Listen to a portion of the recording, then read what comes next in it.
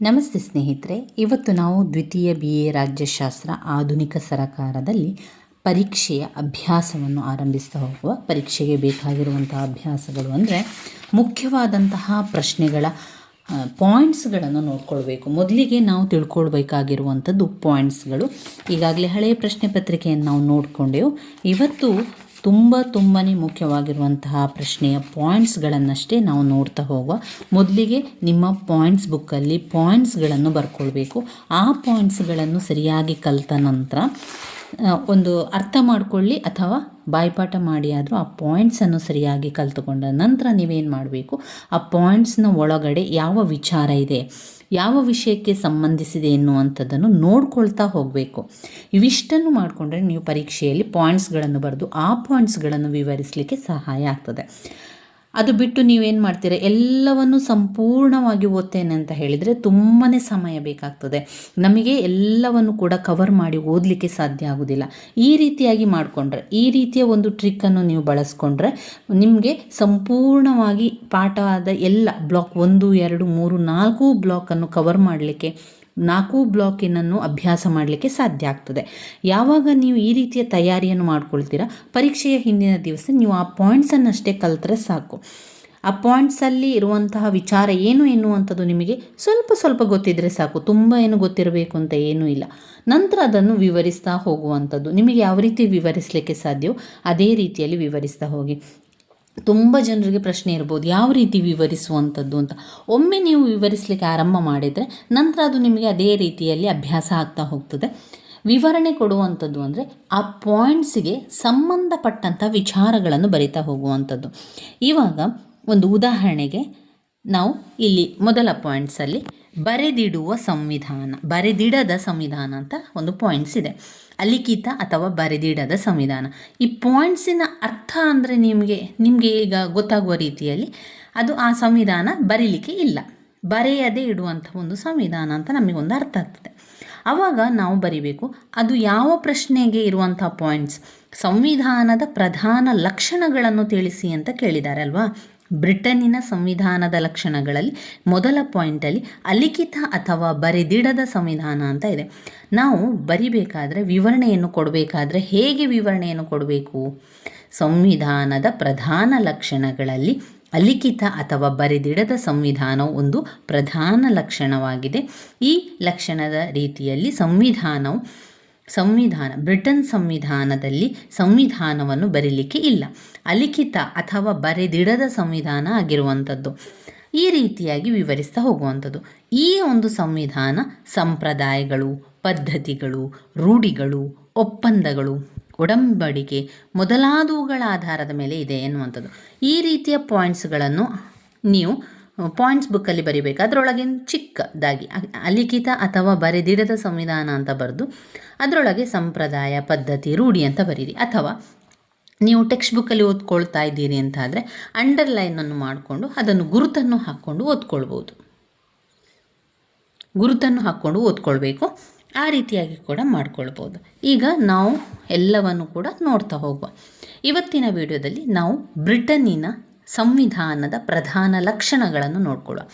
ಈ ಒಂದು ಪ್ರಶ್ನೆ ವೆರಿ ಇಂಪಾರ್ಟೆಂಟ್ ಆಗಿರುವಂತಹ ಪ್ರಶ್ನೆ ಸ್ನೇಹಿತರೆ. ಅದರಿಂದ ಇದನ್ನು ಮೊದಲಿಗೆ ನೋಡ್ಕೊಳ್ತಾ ಹೋಗುವ. ಬ್ರಿಟನ್ ಸಂವಿಧಾನದ ಪ್ರಧಾನ ಲಕ್ಷಣಗಳ ಪಾಯಿಂಟ್ಸ್ಗಳನ್ನು ಮೊದಲಿಗೆ ಹೇಳ್ತಾ ಹೋಗ್ತಾನೆ. ಅಲಿಖಿತ ಅಥವಾ ಬರೆದಿಡದ ಸಂವಿಧಾನ. ಅಲಿಖಿತ ಅಥವಾ ಬರೆದಿಡದ ಸಂವಿಧಾನ. ನಮ್ಯ ಸಂವಿಧಾನ.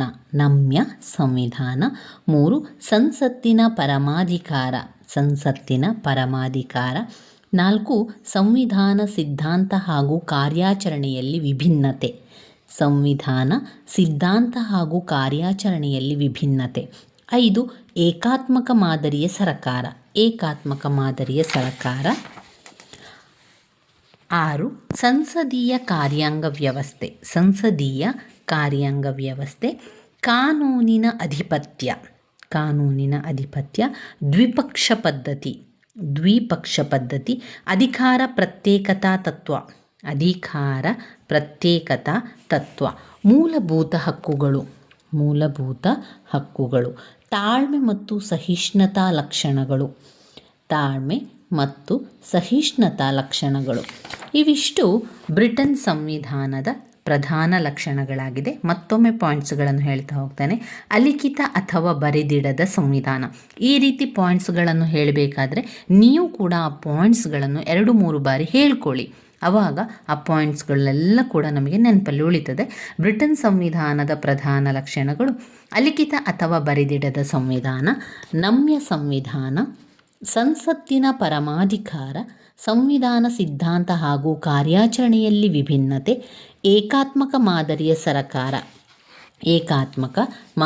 ಸರಕಾರ, ಸಂಸದೀಯ ಕಾರ್ಯಾಂಗ ವ್ಯವಸ್ಥೆ, ಕಾನೂನಿನ ಅಧಿಪತ್ಯ, ದ್ವಿಪಕ್ಷ ಪದ್ಧತಿ, ಅಧಿಕಾರ ಪ್ರತ್ಯೇಕತೆಯ ತತ್ವ, ಮೂಲಭೂತ ಹಕ್ಕುಗಳು, ತಾಳ್ಮೆ ಮತ್ತು ಸಹಿಷ್ಣುತೆಯ ಲಕ್ಷಣಗಳು. ಈ ಪಾಯಿಂಟ್ಸ್ಗಳನ್ನು ಒಟ್ಟು ಇದರಲ್ಲಿ 11 ಪಾಯಿಂಟ್ಸ್ಗಳಿದೆ.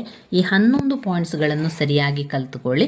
ನಿಮ್ಮ ಪಾಯಿಂಟ್ಸ್ ಬುಕ್ಕಲ್ಲಿ ಆ 11 ಪಾಯಿಂಟ್ಸನ್ನು ಬರೆದ ನಂತರ ಆ 11 ಪಾಯಿಂಟ್ಸನ್ನು ಬಾಯ್ಪಾಠ ಮಾಡಿಯಾದರೂ ಆ ಪಾಯಿಂಟ್ಸನ್ನು ಮೊದಲಿಗೆ ಕಲಿತುಕೊಳ್ಳಿ. ಪಾಯಿಂಟ್ಸನ್ನೆಲ್ಲ ಕಲಿತ ನಂತರ ನೀವು ವಿವರಣೆಯನ್ನು ನೋಡಬೇಕು. ಯಾವ ರೀತಿ ನೋಡಬೇಕು? ಅಲಿಖಿತ ಅಥವಾ ಬರೆದಿಡದ ಸಂವಿಧಾನದೊಳಗೆ ಏನಿದೆ, ಯಾವ ವಿಚಾರವನ್ನು ಕೊಟ್ಟಿದ್ದಾರೆ. ಅಲ್ಲಿ ಬ್ರಿಟನ್ ಸಂವಿಧಾನವು ಯಾವುದೇ ದಿನದಿಂದಾಗಲಿ ಸಂವಿಧಾನ ರಚನಾ ಮಂಡಳಿಯಿಂದ ರಚಿತವಾದುದಲ್ಲ, ಅದು ಬರೆದಿರುವಂಥದ್ದಲ್ಲ, ಅಲಿಖಿತವಾಗಿರ್ತದೆ. ಇಲ್ಲಿ ಸಂವಿಧಾನವು ಸಂಪ್ರದಾಯ, ಪದ್ಧತಿ, ರೂಢಿ, ಒಪ್ಪಂದಗಳು, ಒಡಂಬಡಿಕೆಗಳು ಮೊದಲಾದವುಗಳ ಆಧಾರದ ಮೇಲೆ ಬೆಳವಣಿಗೆ ಹೊಂದುತ್ತಾ ಹೋಗ್ತದೆ. ಆದ ಕಾರಣ ಅದನ್ನು ಬರೀಲಿಲ್ಲ ಎನ್ನುವಂಥದ್ದನ್ನು ಅವ್ರು ಹೇಳುವಂಥದ್ದು. ಆದರೆ ಜನತೆಯ ಅವಶ್ಯಕತೆ ಮತ್ತು ಪರಿಸ್ಥಿತಿಗಳಿಗೆ ಹೊಂದಿಕೊಂಡಂತೆ ಬೆಳೆಯುತ್ತಾ ಬಂದಿರುವ ಹಾಗೂ ಇಂದಿಗೂ ಅದೇ ರೀತಿ ಮುಂದುವರಿಯುತ್ತಿರುವ ಸಂವಿಧಾನವಾಗಿದ್ದು, ಇದು ಯಾವುದೇ ನಿರ್ದಿಷ್ಟ ಅಥವಾ ನಿಖರವಾದ ದಾಖಲಾತಿಗಳಿಲ್ಲ, ನಿಘಂಟು ಅಥವಾ ಕ್ರೋಢೀಕೃತಗೊಂಡಿಲ್ಲದಿರುವುದರಿಂದ ಅದನ್ನು ಅಲಿಖಿತ ಸಂವಿಧಾನ ಅಂತ ಕರೆಯುವಂಥದ್ದು ಅಂತ ಬರೆಯಿರಿ. ನಮ್ಯ ಸಂವಿಧಾನ ಅಂದರೆ ಏನು? ಬ್ರಿಟನ್ನಿನ ಸಂವಿಧಾನವು ನಮ್ಯವಾಗಿರುವಂತಹ ಒಂದು ಸಂವಿಧಾನ. ಇದರಲ್ಲಿ ತಿದ್ದುಪಡಿಯನ್ನು ಸಾಮಾನ್ಯ ಕಾನೂನುಗಳನ್ನು ರಚಿಸುವ ರೀತಿಯಲ್ಲೇ ಮಾಡುವಂಥದ್ದು. ಅಂದರೆ ಸಂಸತ್ತು ಸಾಮಾನ್ಯ ಕಾನೂನುಗಳನ್ನು ಸರಳ ಬಹುಮತದೊಡನೆ ರಚಿಸುವ ರೀತಿಯಲ್ಲಿ ಈ ಸಂವಿಧಾನದ ತಿದ್ದುಪಡಿಯನ್ನು ಮಾಡುವಂಥದ್ದು. ಆದ್ದರಿಂದ ಇದು ನಮ್ಯವಾಗಿರುವಂಥ ಸಂವಿಧಾನ. 3ನೇ ಪಾಯಿಂಟ್, ಸಂಸತ್ತಿನ ಪರಮಾಧಿಕಾರ. ಬ್ರಿಟನ್ನ ಸಂವಿಧಾನವು ಸಂಸತ್ತಿನ ಪರಮಾಧಿಕಾರಕ್ಕೆ ಅವಕಾಶವನ್ನು ಕೊಟ್ಟಿದೆ. ಇದರ ಪ್ರಕಾರ ಸಂಸತ್ತು ಯಾವುದೇ ಕಾನೂನನ್ನು ರಚಿಸುವ ಹಾಗೂ ರದ್ದುಗೊಳಿಸುವ ಸಂಪೂರ್ಣ ಅಧಿಕಾರವನ್ನು ಸಹ ಹೊಂದಿದ್ದು, ಬ್ರಿಟನ್ನಿನ ಸಂಸತ್ತು ಮಾಡಲಾದಂತಹ ಯಾವುದೇ ಕಾರ್ಯ ಇಲ್ಲ ಎನ್ನುವಂಥ ಸ್ಪಷ್ಟಪಡಿಸಿದೆ. 4ನೇ ಪಾಯಿಂಟ್, ಸಂವಿಧಾನ ಸಿದ್ಧಾಂತ ಹಾಗೂ ಕಾರ್ಯಾಚರಣೆಯಲ್ಲಿ ವಿಭಿನ್ನತೆ ಇದೆ. ಯಾಕೆ ವಿಭಿನ್ನತೆ ಇದೆ ಅಂತ ಹೇಳಿದರೆ, ಬ್ರಿಟನ್ ಸಂವಿಧಾನದ ಮತ್ತೊಂದು ಲಕ್ಷಣ ಅಂತ ಹೇಳಿದರೆ ಸಂವಿಧಾನದ ಸಿದ್ಧಾಂತ ಅಥವಾ ಸರಕಾರದ ಕಾರ್ಯಾಚರಣೆಯಲ್ಲಿ ವಿಭಿನ್ನತೆ ಇರುವಂಥದ್ದು. ಇಲ್ಲಿ ಸರಕಾರದ ಎಲ್ಲ ಅಧಿಕಾರ ವರ್ಗ ರಾಜನ ಕೈ ಕೆಳಗೆ ಕಾರ್ಯನಿರ್ವಹಿಸುತ್ತದೆ. ರಾಜ ತನ್ನ ಇಚ್ಛೆಗೆ ಅನುಗುಣವಾಗಿ ನೇಮಕವನ್ನು ಮಾಡಬಹುದು ಹಾಗೂ ನಿರ್ಭಯವಾಗಿ ಅಧಿಕಾರದಿಂದ ತೆಗೆಯಬಹುದು. ರಾಜನ ಆಜ್ಞೆ ಇಲ್ಲದೆ ಯಾವ ಶಾಸನ ಕೂಡ ಇಲ್ಲಿ ಊರ್ಜಿತ ಅಲ್ಲ. ರಾಜನ ಇಚ್ಛೆ ಇಲ್ಲದೆ ನೇಮಕಾತಿ ಕೂಡ ನಡೆಯುವುದಿಲ್ಲ. 3 ವಿಧವಾದ ಸೇನೆಯ ಪ್ರಮುಖರು ರಾಜರಾಗಿರ್ತಾರೆ. ರಾಜ ಮನಸ್ಸು ಮಾಡಿದಲ್ಲಿ ಯಾವಾಗ ಬೇಕಾದರೂ ಕೂಡ ಯುದ್ಧವನ್ನು ಘೋಷಿಸ್ಬೋದು. 5ನೇ ಪಾಯಿಂಟಲ್ಲಿ ಏಕಾತ್ಮಕ ಮಾದರಿಯ ಸರಕಾರ. ಏಕಾತ್ಮಕ ಮಾದರಿ ಸರಕಾರ ಎನ್ನುವಂಥದ್ದು 2 ಸರಕಾರಗಳಿದ್ದು, ಇಂಗ್ಲೆಂಡ್ ಸಂಯುಕ್ತಾತ್ಮಕ ರಾಷ್ಟ್ರವಲ್ಲದೆ ಏಕಾತ್ಮಕ ರಾಷ್ಟ್ರವಾಗಿದೆ. ಸಂಯುಕ್ತಾತ್ಮಕ ಮಾದರಿ ಸರಕಾರದಲ್ಲಿ 2 ಸರಕಾರ, ಕೇಂದ್ರ ಮತ್ತು ರಾಜ್ಯ. ಅಧಿಕಾರ ಸಂಪೂರ್ಣವಾಗಿ ವಿಭಜಿಸಲ್ಪಟ್ಟಿರ್ತದಲ್ಲಿ ರಾಜ್ಯ ಮತ್ತು ಕೇಂದ್ರ ಸರ್ಕಾರ ತನ್ನದೇ ಆದಂತಹ ಸ್ವತಂತ್ರ ಸಂವಿಧಾನವನ್ನು ಹೊಂದಿರುತ್ತದೆ. ದ್ವಿಪೌರತ್ವವನ್ನು ಕೂಡ, ಅಂದರೆ ರಾಜ್ಯದ ಪೌರ ಹಾಗೂ ರಾಷ್ಟ್ರದ ಪೌರ ಎಂದು 2 ರೀತಿಯ ಪೌರತ್ವವನ್ನು ಹೊಂದಿದೆ. ಹಾಗೂ ಇನ್ನು ಅನೇಕ ಲಕ್ಷಣಗಳನ್ನು ಸಂಯುಕ್ತ ಸರ್ಕಾರ ಹೊಂದಿದೆ. ಆದರೆ ಏಕಾತ್ಮಕ ಮಾದರಿಯ ಸರ್ಕಾರದಲ್ಲಿ ಈ ಎಲ್ಲ ಲಕ್ಷಣಗಳು ನಾವು ಕಾಣುವುದೇ ಇಲ್ಲ. ಯಾಕಂದರೆ ಏಕಾತ್ಮಕವಾಗಿದೆ. ಇದು ನೋಡಿ, ಪಾಯಿಂಟ್ಸ್ ನಿಮಗೆ ಅರ್ಥ ಮಾಡಿಸ್ತದೆ. ಇದು ಏಕಾತ್ಮಕ ಅಧಿಕಾರವನ್ನು ಹೊಂದಿರುವಂಥದ್ದು. ಅಧಿಕಾರ ಎಲ್ಲಿ ಹಂಚಿಕೆ ಆಗಲಿಲ್ಲ, ಅದು ಒಂದೇ ಮಾಡ್ತಾ ಇರುವಂಥದ್ದು ಅಂತ. 6ನೇ ಪಾಯಿಂಟಲ್ಲಿ ಸಂಸದೀಯ ಕಾರ್ಯಾಂಗದ ವ್ಯವಸ್ಥೆ. ಇಲ್ಲಿ ಸಂಸದೀಯ ಸರಕಾರದ ವ್ಯವಸ್ಥೆಗೆ ಅವಕಾಶವನ್ನು ಕಲ್ಪಿಸಿದ್ದು, ಇದರಲ್ಲಿ ರಾಜನು ಮುಖ್ಯಸ್ಥನಾಗಿರ್ತಾನೆ. ರಾಜನೇ ಎಲ್ಲವನ್ನು ನೋಡಿಕೊಳ್ಳುವಂಥದ್ದು. ಕೇವಲ ನಾಮ ಮಾತ್ರ ಕಾರ್ಯಾಂಗದ ಅಧಿಕಾರಿಗಳಿರ್ತಾರೆ. ಇದರ ವಾಸ್ತವ ಅಧಿಕಾರವು ಪ್ರಧಾನಿಯನ್ನೊಳಗೊಂಡ ಮಂತ್ರಿಮಂಡಲಗಳಿದ್ದು, ಈ ಮಂತ್ರಿಮಂಡಲವು ಸಂಸತ್ತಿನ ವಿಶ್ವಾಸದಲ್ಲಿಯೇ ಕಾರ್ಯನಿರ್ವಹಿಸಬೇಕು. ಈ ಮಂತ್ರಿಮಂಡಲವು ಎಲ್ಲಿಯ ತನಕ ಸಂಸತ್ತಿನ ಬಹುಮತವನ್ನು ಹೊಂದಿರುತ್ತದೋ ಅಲ್ಲಿಯವರೆಗೆ ಅಧಿಕಾರದಲ್ಲಿ ಮುಂದುವರಿಬಹುದು. ಇನ್ನು 7ನೇ ಪಾಯಿಂಟಲ್ಲಿ ಕಾನೂನಿನ ಅಧಿಪತ್ಯ. ಬ್ರಿಟನ್ ಸಂವಿಧಾನದ ಮೂಲ ತತ್ವವಾದಂತಹ ಈ ಕಾನೂನಿನ ಅಧಿಪತ್ಯವು ಬ್ರಿಟನ್ನಿನ ಒಂದು ವೈಶಿಷ್ಟ್ಯವಾಗಿದೆ. ಇದರ ಪ್ರಕಾರ ಪ್ರತಿಯೊಬ್ಬನೂ ಕೂಡ ರಾಷ್ಟ್ರದಲ್ಲಿ ಕಾನೂನಿನ ಅಡಿಯಲ್ಲಿ ಸರಿಸಮಾನ ಹಾಗೂ ಸಮಾನ ರಕ್ಷಕ ಎಂಬುದನ್ನು ತಿಳಿಸುತ್ತದೆ. ಇದರ ಪ್ರಕಾರ ಯಾವುದೇ ವಿಧದಲ್ಲೂ ಯಾರೊಬ್ಬರಿಗೂ ಕಾನೂನಿನಡಿಯಲ್ಲಿ ತಾರತಮ್ಯ ಮಾಡುವಂತಿಲ್ಲ. ಬ್ರಿಟನ್ನಿನಲ್ಲಿ ಯಾರೂ ಕೂಡ ಕಾನೂನಿನಿಂದ ಹೊರತಾಗಿರುವುದಿಲ್ಲ ಹಾಗೂ ಎಲ್ಲರೂ ಸಾಮಾನ್ಯ ಕಾನೂನಿಗೆ ಒಳಪಡಲೇಬೇಕು. ದ್ವಿಪಕ್ಷ ಪದ್ಧತಿ ಬ್ರಿಟನ್ನಿನ ಒಂದು ವೈಶಿಷ್ಟ್ಯ. ದ್ವಿಪಕ್ಷ ಪದ್ಧತಿ ಎಂದರೆ ಬಹುಪಕ್ಷ ಪದ್ಧತಿಗೆ ಅವಕಾಶ ಇದ್ದಾಗ ಕೂಡ ಪ್ರಾರಂಭದಿಂದಲೂ ಅಲ್ಲಿಯ ಜನತೆ ದ್ವಿಪಕ್ಷ ಪದ್ಧತಿಯನ್ನು ಬೆಂಬಲಿಸುತ್ತಿರುವುದು ಜನತೆಯ ರಾಜಕೀಯ ವೈಚಾರಿತ್ಯತೆಯನ್ನು ಪ್ರತಿಬಿಂಬಿಸುತ್ತದೆ. ಇದರಿಂದಾಗಿ ಬಹುಮತ ಪಡೆದ ಪಕ್ಷ ಸರಕಾರ ರಚಿಸಿದ ಮತ್ತೊಂದು ಪಕ್ಷ ವಿರೋಧ ಪಕ್ಷವಾಗಿ ಕಾರ್ಯವನ್ನು ಮಾಡುವಂಥದ್ದು. ದ್ವಿಪಕ್ಷ ಪದ್ಧತಿಯಿಂದಾಗಿ ದಕ್ಷ ಹಾಗೂ ಸುಭದ್ರ ಸರ್ಕಾರವನ್ನು ರಚಿಸಲು ಪ್ರಬಲ ವಿರೋಧ ಪಕ್ಷ ರಚಿಸಲು ಅವಕಾಶವನ್ನು ನೀಡುತ್ತದೆ. ಇನ್ನು ಅಧಿಕಾರದ ಪ್ರತ್ಯೇಕತೆಯ ತತ್ವ. ಅಧಿಕಾರದ ದುರುಪಯೋಗ ತಡೆಗಟ್ಟಲಿಕ್ಕಾಗಿ ಮಾಂಟೆಸ್ಕ್ಯೂ ಪ್ರತಿಪಾದಿಸಿದ ಅಧಿಕಾರ ವಿಭಜನಾ ತತ್ವವನ್ನು ಇಂಗ್ಲೆಂಡ್ನಲ್ಲಿ ಕಾಣಲಾಗುವುದಿಲ್ಲ. ಅದರ ಬದಲಾಗಿ ಗೊಂದಲಮಯ ಆಡಳಿತ ವ್ಯವಸ್ಥೆಯಲ್ಲಿ ಕಾಣಬಹುದು. ಮೂಲಭೂತ ಹಕ್ಕುಗಳು. ಇದರ ಪ್ರಜಾಪ್ರಭುತ್ವವಾದಿ ರಾಷ್ಟ್ರದ ರೀತಿ ಬ್ರಿಟನ್ನಲ್ಲೂ ಸಹ ಸರಕಾರ ಅಲ್ಲಿನ ಜನತೆಗೆ ಅನೇಕ ಹಕ್ಕುಗಳನ್ನು ಅನುಭವಿಸಲು ಅವಕಾಶ ಮಾಡಿಕೊಟ್ಟಿದೆ. ಅವುಗಳು ಅಂತ ಹೇಳಿದರೆ ಸ್ವಾತಂತ್ರ್ಯದ ಹಕ್ಕು, ಶೈಕ್ಷಣಿಕ ಹಕ್ಕು, ಧಾರ್ಮಿಕ ಹಕ್ಕು, ಸಮಾನತೆ ಹಕ್ಕು. ಭವಿಷ್ಯದಲ್ಲಿ ಹಕ್ಕು ಅನುಭವಿಸುವವರಿಗೆ ಯಾವ ವಿಧದಲ್ಲೂ ತೊಂದರೆಯಾಗದಂತೆ ಅದು ರಕ್ಷಣೆಯನ್ನು ಕೂಡ ಕೊಡ್ತದೆ. ಹಾಗೆಯೇ ಲಾಸ್ಟ್ ಒಂದು ಪಾಯಿಂಟ್, ತಾಳ್ಮೆ ಹಾಗೂ ಸಹಿಷ್ಣುತೆಯ ಲಕ್ಷಣವನ್ನು ಹೊಂದಿದೆ. ಇಲ್ಲಿ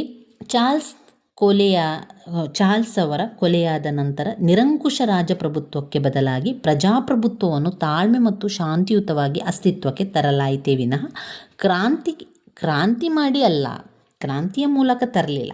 ಅದರ ಬದಲಾಗಿ ಏನಾಯಿತು, ಅಲ್ಲಿನ ರಾಜನ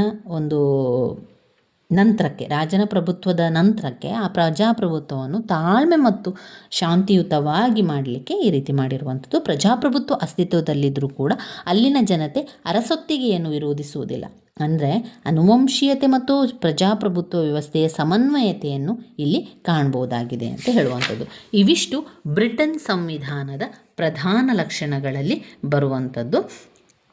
ಅಲಿಖಿತ ಅಥವಾ ಬರೆದಿಡದ ಸಂವಿಧಾನ, ನಮ್ಯ ಸಂವಿಧಾನ, ಸಂಸತ್ತಿನ ಪರಮಾಧಿಕಾರ, ಸಂವಿಧಾನ ಸಿದ್ಧಾಂತ ಹಾಗೂ ಕಾರ್ಯಾಚರಣೆಯಲ್ಲಿ ವಿಭಿನ್ನತೆ, ಏಕಾತ್ಮಕ ಮಾದರಿಯ ಸರಕಾರ, ಸಂಸದೀಯ ಕಾರ್ಯಾಂಗ ವ್ಯವಸ್ಥೆ, ಕಾನೂನಿನ ಅಧಿಪತ್ಯ, ದ್ವಿಪಕ್ಷ ಪದ್ಧತಿ, ಅಧಿಕಾರ ಪ್ರತ್ಯೇಕತೆಯ ತತ್ವ, ಮೂಲಭೂತ ಹಕ್ಕುಗಳು, ತಾಳ್ಮೆ ಮತ್ತು ಸಹಿಷ್ಣುತೆಯ ಲಕ್ಷಣಗಳು. ತಾಳ್ಮೆ ಮತ್ತು ಸಹಿಷ್ಣುತಾ ಲಕ್ಷಣಗಳು ಇವಿಷ್ಟು ಅದರಲ್ಲಿ ಬರುವಂಥದ್ದು. ಇವಿಷ್ಟನ್ನು ಮೊದಲಿಗೆ ತಿಳ್ಕೊಳ್ಳಿ. ತುಂಬಾ ಮುಖ್ಯವಾಗಿರುವಂಥ ಪ್ರಶ್ನೆಯಾಗಿದೆ. ಮುಂದಿನ ವಿಡಿಯೋದಲ್ಲಿ ಇನ್ನಷ್ಟು ವಿವರಣೆಗಳನ್ನು, ಇನ್ನಷ್ಟು ಪಾಯಿಂಟ್ಸ್ಗಳನ್ನು ತಿಳ್ಕೊಳ್ತಾ ಹೋಗುವ ಸ್ನೇಹಿತರೆ. ನನ್ನ ವಿಡಿಯೋಸ್ ಎಲ್ಲ ನಿಮಗೆ ಇಷ್ಟ ಆಗಿದ್ದರೆ ಲೈಕ್ ಕೊಡಿ, ಶೇರ್ ಮಾಡಿ, ಸಬ್ಸ್ಕ್ರೈಬ್ ಮಾಡಲಿಕ್ಕೆ ಮರಿಬೇಡಿ. ಧನ್ಯವಾದಗಳು.